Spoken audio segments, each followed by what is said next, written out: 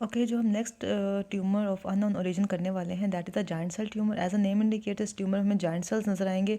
And we know giant cells क्या होते हैं, when different cells they coalesce to form a single giant cell with multiple nuclei, that's called a giant cell.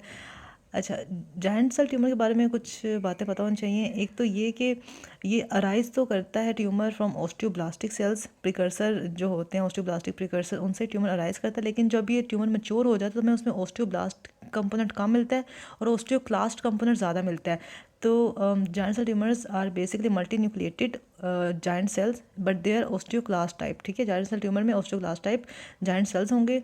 और एक और चीज़ कि giant cell tumour is a benign tumour, ये locally invade तो करेगा लेकिन ये मेटास्टाइज नहीं करेगा इतना, और इसका इतना अग्रेसिव कोर्स नहीं है। जबकि जो हमने एविंग सार्कोमा पढ़ा था दैट हैड अ वेरी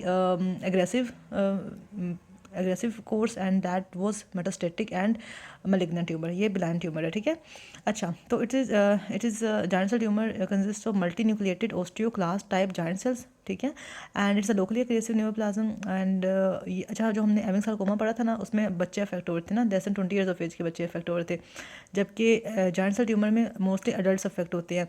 हमने एविंग सार्कोमा में पढ़ा था कि diaphysis of long bones affect हो रही थी, जबकि जाइंट सेल ट्यूमर में epiphysis of long bones affect हो रही है और mostly distal femur and proximal tibia. तो ये मोस्टली ना around the knee joint affect करता है अपने प्रोड्यूस, ड्यू टू विच इसके अर्थराइटिस लाइक सिम्टम्स भी आते हैं। ठीक है, आगे लिखा भी हुआ है ये, हाँ ठीक है। और सिंस ये बोन को वीक कर रहा होता है इसकी वजह से पैथोलॉजिक फ्रैक्चर्स भी होते हैं। इनफैक्ट जो ये ट्यूमर्स है ना बोन के, इसके मोस्टली सिम्टम्स यही होते हैं, pain, swelling, tenderness, pathologic fractures. ठीक है, और पैथोजेनेसिस क्या है कि as I told you already कि ये जो न्यूप्लास्टिक सेल्स है ना जाइंट सेल्स के, ये अराइज करते हैं ऑस्टियोब्लास्ट प्रिकर्सर से। लेकिन ऑस्टियोब्लास्ट प्रिकर्सर फिर एज इट इज़ ट्यूमर में इतने पाए नहीं जाते, क्योंकि बाद में जो प्रोलिफरेशन होती है ज़्यादातर जो ट्यूमर का कंपोनेंट होता है वो ऑस्टियोक्लास्ट टाइप जाइंट सेल्स ही बना रहे होते हैं। लेकिन evidence suggest that the neoplastic cells of the giant cell tumour are osteoblast precursors. ठीक है, कि जो उसके neoplastic cells and they are osteoblast precursors which represent only minority of cells in the tumor। मतलब ट्यूमर में जो cells हैं these are mostly osteoclast type giant cells, but origin हम कहते हैं कि ऑस्टियोब्लास्ट प्रिकर्सर से होता है इसका।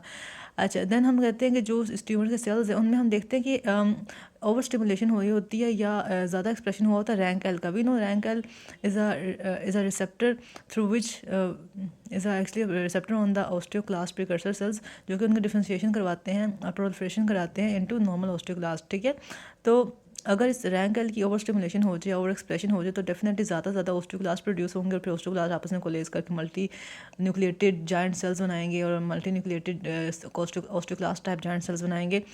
तो रैंक एल का ओवर एक्सप्रेशन बहुत इंपॉर्टेंट है in the pathogenesis of giant cell tumour. ठीक है, ये आपने बात याद रखनी है।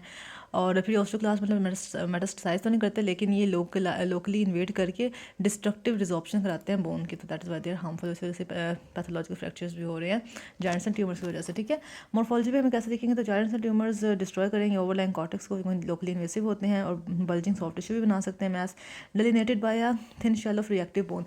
ये जो thin shell of reactive bone पड़ा है, या जिसे हम कहते हैं कि कॉर्टिकल रिएक्शन या बोनी रिएक्शन, जो एक न्यू बोन बन जाती है अराउंड द ट्यूमर, ये हमने ऑस्टियोमा में पढ़ा था और ये हमने एविंग सार्कोमा में पढ़ा था, और ये जाइंट सेल ट्यूमर में भी हमें मिलती है ना रिएक्टिव बोन का thin shell around the tumour.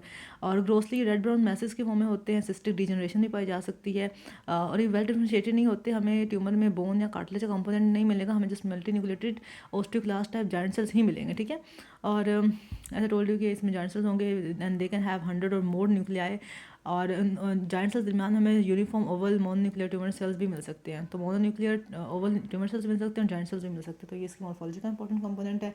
और जो क्लिनिकल कोर्स है वो यही है कि इसको मोस्टली हम क्यूरोटाइड से रिमूव करने की कोशिश करते हैं क्योंकि ये बिनाइन ट्यूमर है, लेकिन 40 to 60% केसेस में रिकर भी हो सकता है, और 4% चांसेस हैं कि ये ट्यूमर लंग्स तक मेटास्टाइज भी करेगा। आपने नोट किया कि ज़्यादातर जो हम बोन के ट्यूमर्स पढ़ रहे हैं इनका मेटास्टेसिस हम लंग्स में ही पढ़ते हैं। ठीक है, तो लंग्स मेटास्टाइज भी कर सकता है, लेकिन लंग्स जो मेटास्टाइज करेगा वो स्पॉन्टेनियसली रिग्रेस करके खत्म हो जाएगा, उसका इतना फैटल सा कोर्स नहीं है, प्रोग्नोसिस नहीं है फैटल उसका। ठीक है, और उसी से टोल्ड यू कि रैंक एल प्रोटीन की ओवर एक्सप्रेशन हुई होती है ऑस्टियोक्लास्ट प्रिकर्सर्स पर। तो रैंक एल अगर हम रैंक एल इनहिबिटर देंगे जो कि एंटीबॉडी है डिनोसुमाब, तो that is very helpful in the treatment of giant cell tumour. ठीक है, तो this was about the important points.